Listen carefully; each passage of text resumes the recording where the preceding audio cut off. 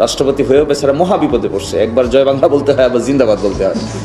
বাংলাদেশে জগতে কোনো রাষ্ট্রপতি এত বিপদে পড়ছে বলে আমার কাছে মনে হয় না। কিন্তু আমি একটু খুব আশ্চর্য হই, এই এম্বারাসমেন্টটা একটা শিশুও বুঝে। বিএনপিকে এম্বারাসড হয় না?